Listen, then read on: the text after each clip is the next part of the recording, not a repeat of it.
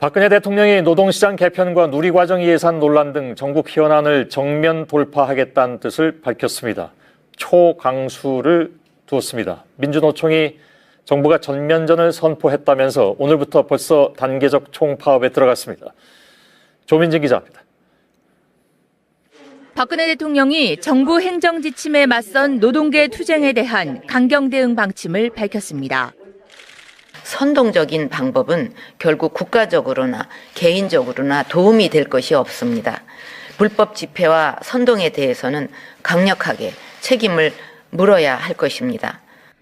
대규모 집회 등 총파업을 예고한 노동계를 향해 집단 이기주의와 집회 문화에서 탈피해야 한다고도 직격탄을 날렸습니다.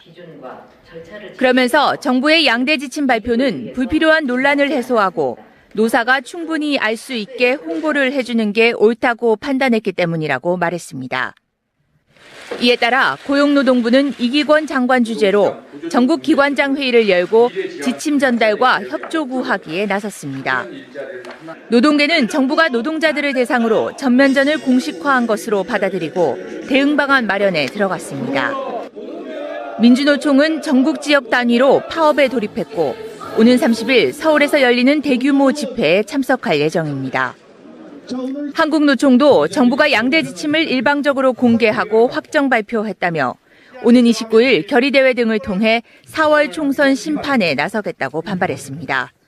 JTBC 조민진입니다. 박 대통령은 이어서 누리과정 예산을 편성하지 않은 서울 경기교육청 등에도 무책임하다고 날을 세웠습니다. 그러나 당장 대통령이 거짓 보고를 받고 있다는 반박이 나왔습니다. 게다가 교육청들이 일단 비상대책에 들어간 상황에서 대통령의 날선 발언이 나오면서 대화 분위기는 얼어붙고 있습니다. 이상화 기자입니다. 이미 지난해 10월 누리과정 지원금을 포함한 2016년도 교육교부금 41조 원을 시도교육청에 전액 지원했습니다. 박근혜 대통령은 교육청들이 엉뚱한 곳에 돈을 쓰고 정작 누리과정은 편성 안 했다고 강조했습니다. 법적 근거도 없는 교육감들의 공약 사업에 대해서는 1년치 1조 6천억 원 전액을 모두 편성해서 쓰고 있습니다.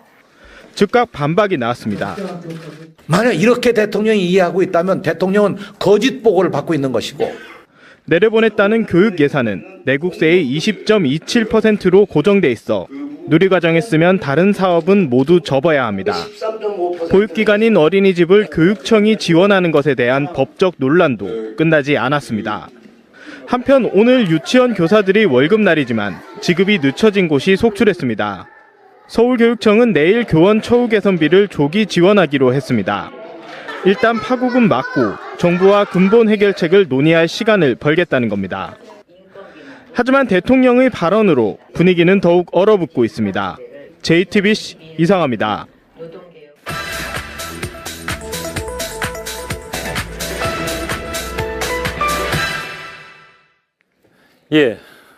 팩트체크를 시작하겠습니다. 지난주에 고용노동부가 발표한 양대 노동 지침이 여전히 논란거리인데요.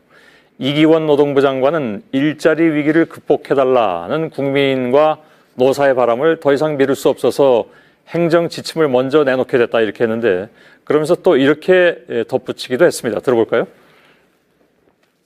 일자리 시장의 불확실성이라는 안개를 걷어내기 위해 현재의 전멸 등을 누구나 지켜야 하는 사색 신호등으로 바꿔주는 것입니다. 1년에 13,000건 이상의 해고를 둘러싼 갈등을 줄이기에 근로계약 관계를 법과 판례에 따라 명확히 하고자 하는 것입니다.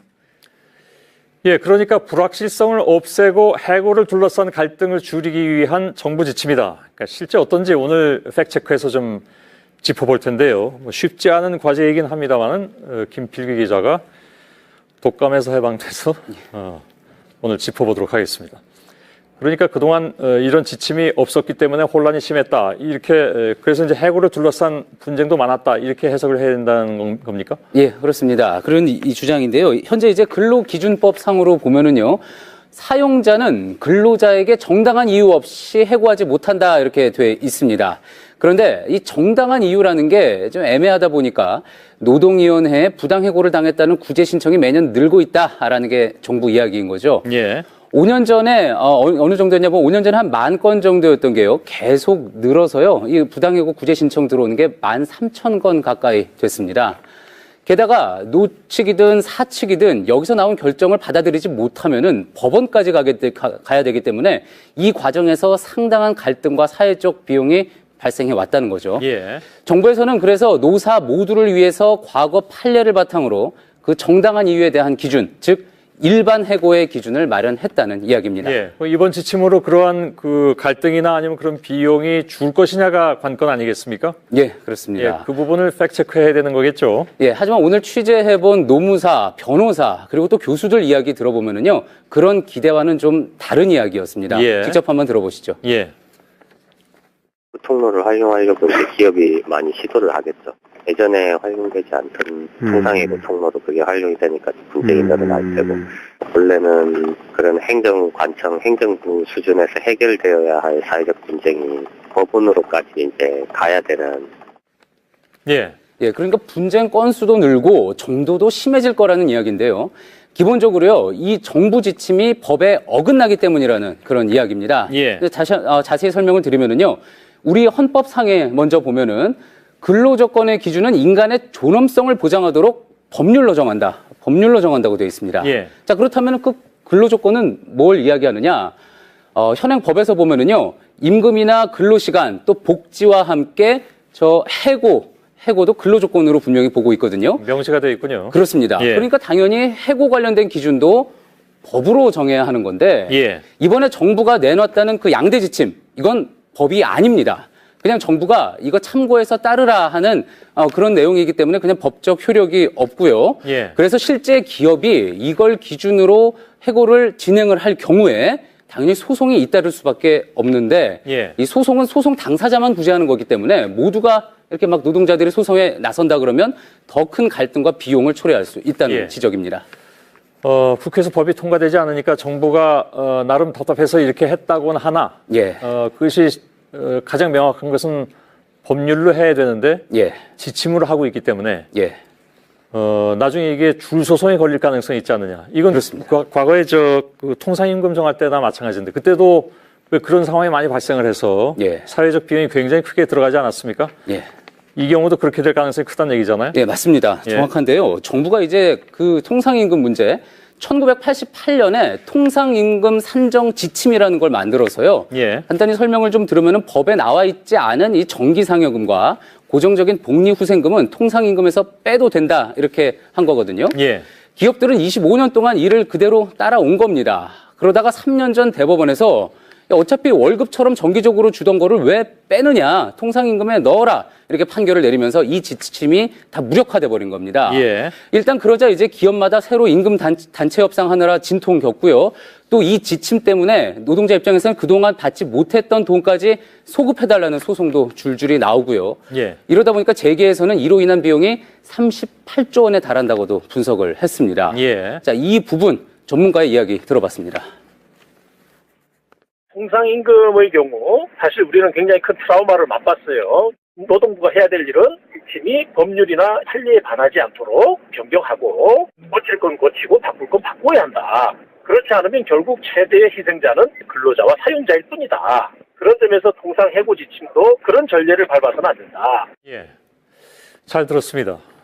그렇다면 여기 뭐 화면에 나와 계십니다만은 이기원 장관께서는 분쟁을 줄이기 위해서 대안을 제시했다고 하지만 결국 그 대안이 오히려 분쟁을 더 키울 가능성이 있다라는 얘기잖아요. 예, 그렇습니다. 예. 게다가 그 해고 관련 분쟁이 지금 왜 늘고 있는 건지도 정확하게 한번 따져볼 필요가 있습니다. 비정규직 노조 연대회의에서요, 고용보험을 상실한 사람들 숫자를 바탕으로 해고자 수를 산정해 본 게 있습니다. 해고자 수는 정식 통계가 없기 때문에 이런 식으로 산정할 수밖에 없는데요. 예전에 이제 80만 명 수준이던 게 점점 올라서 최근 이렇게 90만 명을 향해서 증가하고 있습니다. 예. 물론 이 중엔 또 누락된 숫자도 있을 수 있고요. 그러니 앞서 보셨던 대로 노동위원회에 접수되고 있는 그 해고 관련 분쟁 점점 많아지고 있다는 이게 이 장관 말대로 명확한 해고 기준이 없어서 그런 건지 아니면은 지금 보시는 것처럼 전체 해고 건수가 그 자체가 많아져서 그런 건지 꼭 생각해 볼 수 있는 부분입니다. 예. 자, 이 장관이 이번에 일반 해고 지침 두고 안개를 걷어내기 위해 설치한 사색 신호등이라고 표현을 했죠. 신호등이 불필요한 곳에 있거나 또 오작동할 경우에 더 위험을 초래할 수도 있다는 점, 이것도 염두에 둬야겠습니다. 예. 알겠습니다. 팩트체크 김필규 기자와 함께했습니다. 수고했습니다.